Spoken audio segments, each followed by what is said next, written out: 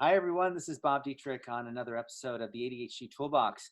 And today I have a very special guest named Caroline Maguire. Carolyn, welcome to our show. Hello, thank you for having me. Now, you're going to be excited to meet Carolyn because she has got a lot of good information, something we haven't really talked about on the program yet, which is social skills. And how do you develop or help your children develop social skills, help your teens develop social skills, or even if you're an adult and you feel like you could really improve your social skills, you have ADHD, how do you improve those? And we're going to talk about those strategies today. Carolyn is the author of a new book that's come out, which is Why Will No One Play With Me? Obviously, talking about social skills and social environment. She also wrote the curriculum for the ADHD Coach Academy for their program, The Fundamentals of ADHD Coaching for Families. So, Carolyn, we're super excited to have you here. And I really want to dig in to the social thing while we have time, because we're going to talk a lot about it this whole 30, 40 minutes that we're going to be on the show.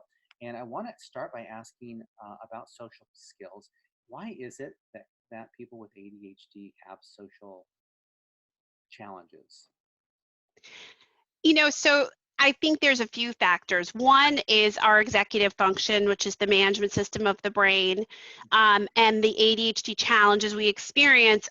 Actually, all of those brain-based things drive social skills. So self-regulation, attention, noticing, when you have trouble with memory, and emotional regulation, having too big a reaction to people, right?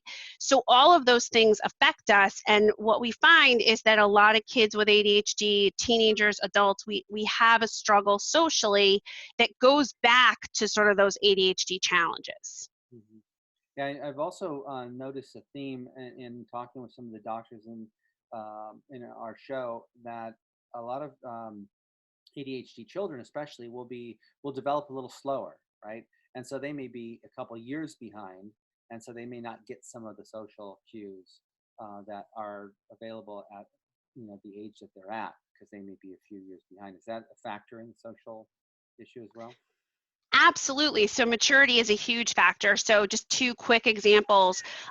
If a kid is a little too silly and a little too goofy when his peers have sort of, tamed things down, maybe they're not as jokey, they don't have that same sense of humor, then you see social challenges, right? If someone is immature and not necessarily interested in the same thing as your peers, you see the challenge. And then also, just managing everything, right? Social takes actual, work, and you have to focus on it. And so a lot of times ADHD kids are so overwhelmed by just school that Mm-hmm. they just don't have the wherewithal to put on being social, reaching out, texting friends. And so that affects them. So maturity is a huge factor here. Got it. Got it. Okay. Well, let's talk about some of the solutions around social development and social skills that you can help, because you work. I understand you work with children, but you also teach the parents.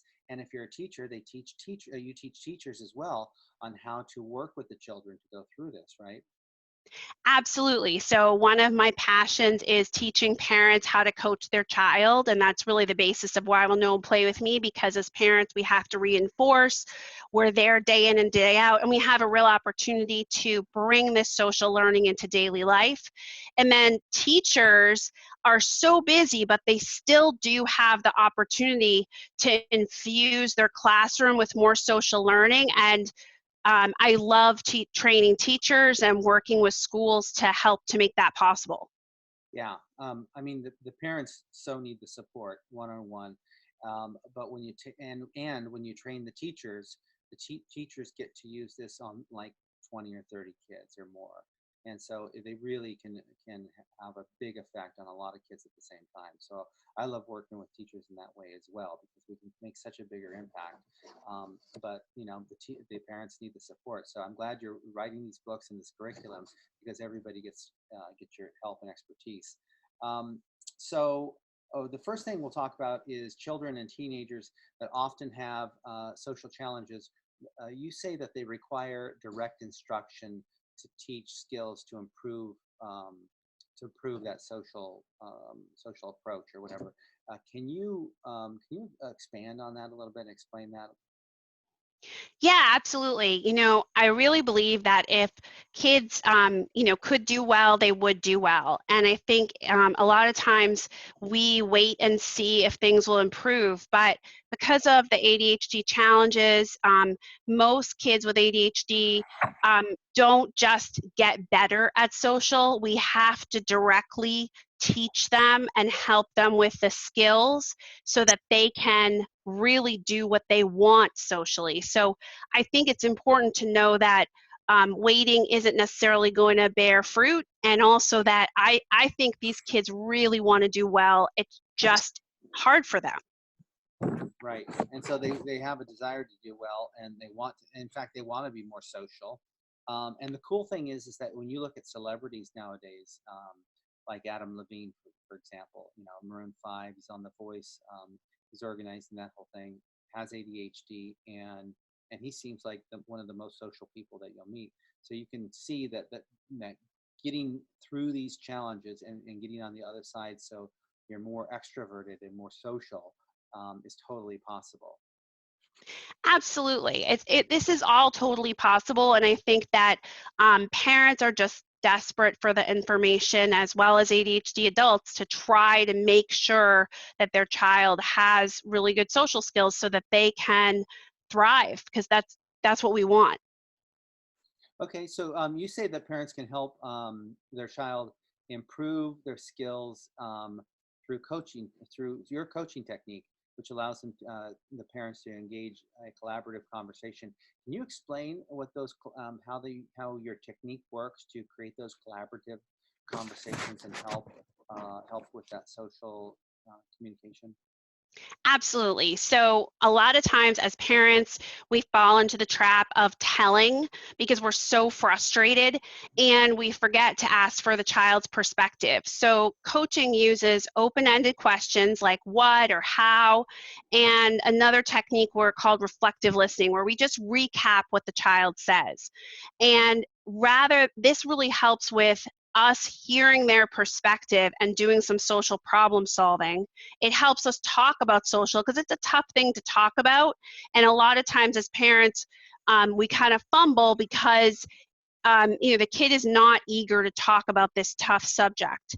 And you can use this technique for anything you want to talk about. And the idea here is that instead of saying, you were really rude yesterday, you didn't, stop and pause and say thank you, you would ask the child, like, what went on for you yesterday? What makes that hard? And then they give you the information, and then you have an actual back and forth conversation so that they feel heard. But also, a really cool thing happens where when you talk about something, you reflect on it, it actually makes you think about it more. And so they're going to become more involved, and it also builds their self-talk so that they have a better chance of having that little angel on their shoulder that will say, hey, I want to remember to be polite even when I don't feel like being polite. So the coaching technique has some real benefits. Yeah, it sounds like you go from this authoritarian conversation and being this kind of dominant parent to almost being like an interviewer, right? Like you're interviewing the child, asking questions, or like a journalist approach, and in that process, you gain back and forth communication. You gain the knowledge of understanding where they're coming from, and they are more open to having that conversation. Is that kind of what you're talking about? Does that kind of feel right? Absolutely, because if you think about it, we as parents sometimes presume we know why things are happening. We assume we know why a kid is fighting us on homework, or why they are not turning something in, or why they haven't, started a project, or why they aren't going to the cafeteria and mixing in with other kids. But one of the things that the coaching technique does is it allows you as a parent to really think about and ask the child, and we get a ton of information, and therefore we come to find out what they're thinking, and it actually gives us more of an opportunity to help them reflect and then to influence them, because they're not as shut down as if we tell them and then they tend to shut down and they're not listening to us. And so we're kind of making no ground. So that's one of the big bases of why I would know and play with me is this coaching technique. Wow, that's great. And it sounds like teachers can use this same exact way, right? Same thing, same exact instruction for teachers. Absolutely. So one of the things I always tell teachers is that during the day, when social conflicts come up or when a kid is resisting something, we can ask them the simplest question in the world: how come?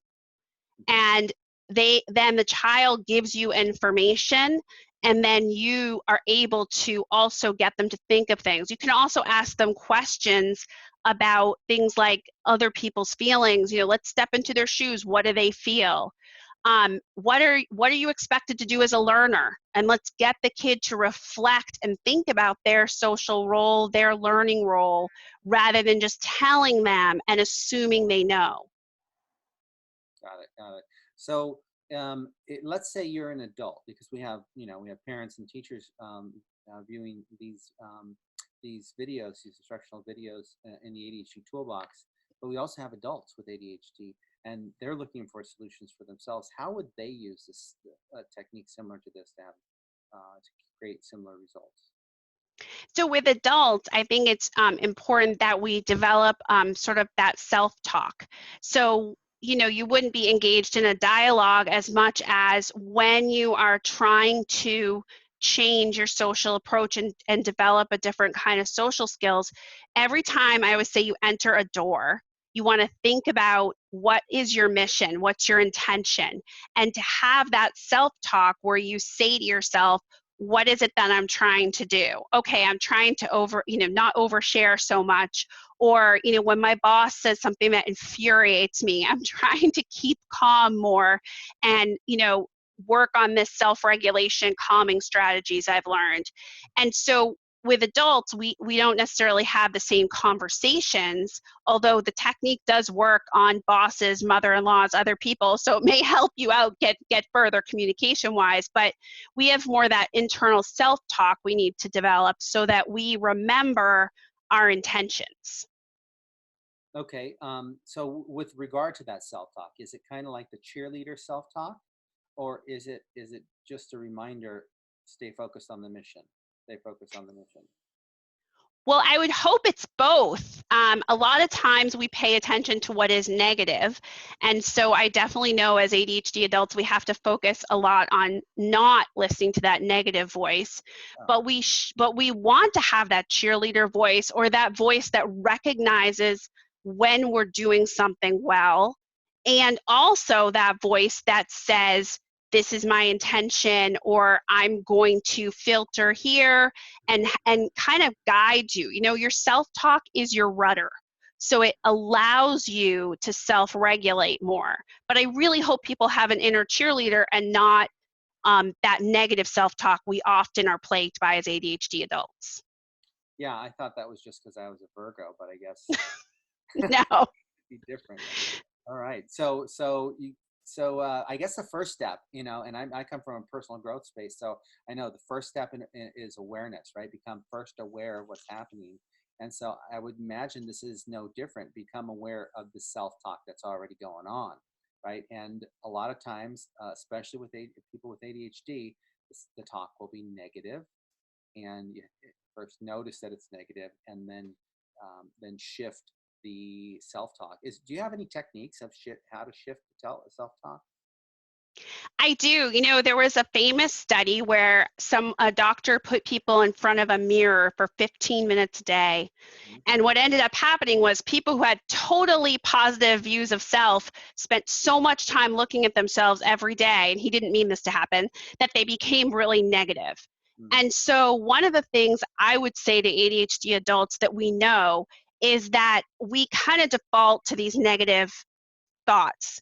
So if we can spend time on mindfulness, thinking these positive thoughts, if we can have an alternate thought to the negative, when we think a negative thought, if we can have something geared up that we're ready to say to ourselves, it's more positive and more compassionate, That's one way. The other thing is there evidence? You know, a lot of times we ruminate and we get into these cycles and we think these catastrophizing things or these negative things, and there is no evidence. You know, I talked to you and I'm assuming that you had no interest in what I had to say, except, is there evidence? Did you walk away? Did you shrug? Did you roll your eyes? No? Then I'm creating a story for myself. So that's part of it, is to look at those stories and see if there's any evidence, because I'm going to make a bet most of the time there's not. Right.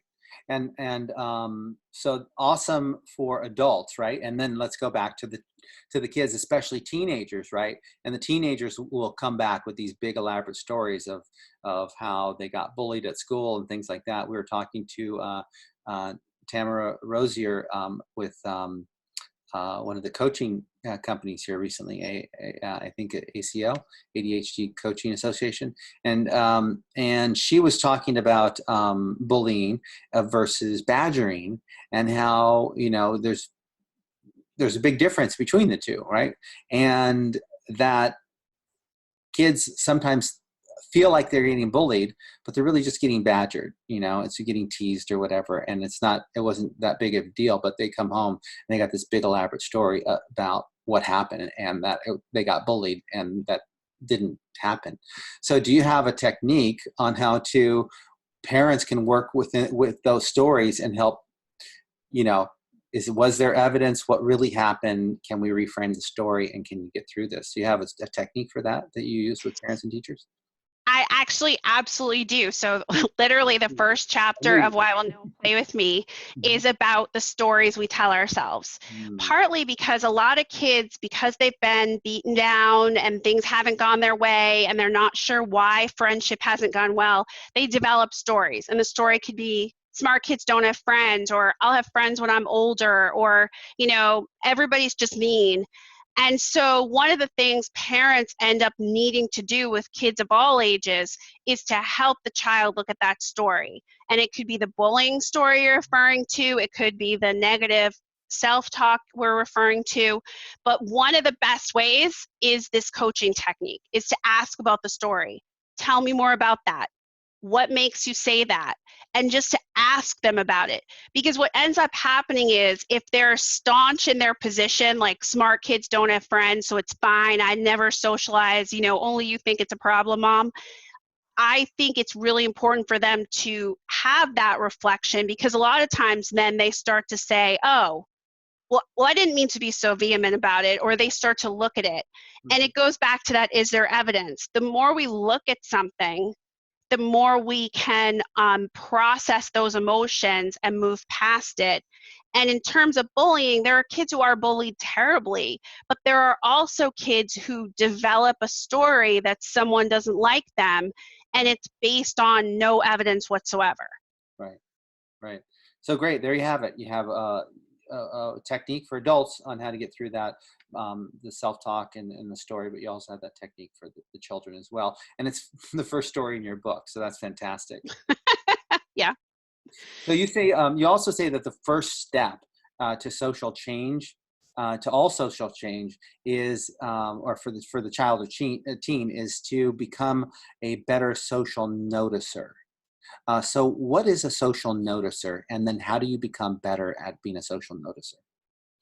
So I would say it's true for everyone. I would say even adults. So one of the things that is sort of true is that when people struggle socially, whether it's that they don't pause to pay attention, or it's that they don't read social cues well, a lot of times we with ADHD don't really notice things. Whether it's that we're in our own head, or it's self-regulation, whatever the reason, we don't notice. And so examples of noticing are, when you are in a conversation with someone, you have to read their cues, you have to read their energy and their mood, and you have to think about the context of the situation. You know, they just got bad news, I have good news, but I need to check that good news a little bit because they're feeling bad. And so one of the things I like to do with kids, teens, adults, everybody, is help us to become better social noticers because it helps us on all fronts. Yeah. Yeah. One thing I've noticed that ADHD seems to create a more self-aware, you're like hyper aware of yourself. And so when you're excited about something, you'll be hyper aware, but like, I want to share this. And without being aware that, hey, something tragic just happened to this other person, or maybe even just emotional, maybe, or maybe they're crying, or maybe something's going on, and I'm trying to share this major thing, and I'm not even aware of the other person on the other side, what they're going through. So it sounds like you're saying, hey, notice your environment first, notice the other people and what's going on, and then come in with what you want to contribute. Is that kind of what you're talking about? Absolutely. And also, when we're in a conversation with someone, a lot of times one of the ADHD challenges is that we overshare or we keep talking about something they're not interested in. Then we beat ourselves up with these stories after, right? And we go into a ruminative cycle. So becoming a better noticer is going to help you in that situation. It's going to help you figure out what your boss wants and what motivates him and how can you talk to him. It's going to allow you to figure out how to be with other kids and be a little bit more able to fit into what they want to play. So it's all around a good thing, but it starts because of those ADHD challenges with the fact that we don't notice as much and the need to build that muscle. Got it. And you call this the social spy, and why do you refer to it as that? So what I do with people of all ages is that they learn to spy. And so what that means is they'll notice and watch without directly watching. So, a kid will rehearse with me that they go to school and they're in the cafeteria eating their food, or they're in the hallway getting their books from their locker. And while they're doing that, they have a mission. And the mission is maybe to listen to what other kids are talking about so they can fit in more with conversations, or noticing how much do kids share in the cafeteria? What do they hold back? And so we'll have them go to school with a specific mission to spy. You can also use this as parents to go to parties, malls, food courts, and have them actually, with a mission, read people's body language, notice people's energy. I'll have them pick out 2 characteristics. When your teacher is frustrated and when they are anxious, what do they do with their body and their voice? What do they say? Go spy on that at school for every teacher and then come and report back. And what it does is it heightens their awareness of other people, their feelings, their inner emotional world. It also gives you data so Right. that when your teacher is starting to get angry Uh-huh. and annoyed with you, you don't keep going. Oh, these are the signs, and you retreat a little bit and wait for the teacher to calm down or to, let the teacher speak and be heard. Wow, that's awesome. Now, does your book, No One Will Play With Me, talk about the social spying and um, the first step to social challenge, becoming being a better social noticer? It absolutely does. So Why Will No One Play With Me talks about all of this spying and has a series of exercises that people can follow to become a social spy. And I would say too, teachers can use these exercises as well, because one of the things I know about teachers and when I've worked with them is that one of their challenges is ADHD kids, sometimes teachers will write the assignment right on the board, and we as ADHD people do not even notice it. So a spy activity could be that the kid notices what are the things that follow and precede you writing something down for homework. What's your pattern? Spy on that and report back. The teacher could even use that in the classroom. Awesome. Fantastic. Is there something in your book that you felt was your favorite part or most effective part of the book? I think the most effective thing that is out there is really this reading the room lessons. So within Why Will No One Play With Me, there's a series of lessons to teach anyone. I mean, I use it with adults to read the room. And they're fun, they're interactive, they bring you into the community, you spy, you notice, And it's nothing anyone's ever created before. We talk about reading the room, but no one's ever given a complete lesson track. And the reason I did it was because I found that, otherwise people talk about, as an ADHD adult or teen or kid, you need to read the room, but you don't know how. If you did know how, you would be reading the room. So that's the most proud thing, and why will no one play with me, I think, is those kind of lessons that are very interactive and fun. All right. And we got a little bit of time, so I'm going to put you on the spot. And I'm going to ask you, can you give us one technique of reading the room that somebody could like use in the next room they walk into? Like Yes. Yes. So two or three things. One, you enter a space, you exit the door of your car, you're starting to think about, I'm going to read the room, and I'm going to pause, and I'm going to notice. Okay. Two, whenever you enter a space, a conversation, or a situation, there are past experiences you have that you can call up. And we don't always do this as ADHD people. So I call that like this, not that. So you're going to start by thinking, how is this similar or different to past experiences? So that, if you're entering a huge sales meeting as an ADHD adult, if you've been in one before, that's going to help you know what to do. What is it that I'm expected to do? Mm-hmm. And the last thing is that if you need a little thing to remember and think, I call it mind your P's and Q's. So people, environment, actions, similarities. So when you're looking at people and you're in that situation, just think mind your P's and Q's. It's something my Nana used to say. And what it means is like notice the people and the environment and their actions, and that will tell you what you're expected to do. And all you have to do is pause for like 5 seconds and do that. And by the way, no one will notice those 5 seconds. We worry about that. No one will notice. Try it. I bet you no one will notice. Love it. Awesome. Well, it'd be really cool if we had some kind of handout or ebook or something that talked about the top 10 social skills that you had. Do you have anything like that you can give us? I do. So I have 10 ways to teach social skills in daily life ebook for anyone who's part of this summit. And you can download it. And what it does is it gives you how to practice any social skill in daily life so that we don't like to do things that don't, benefit us, right? It's boring.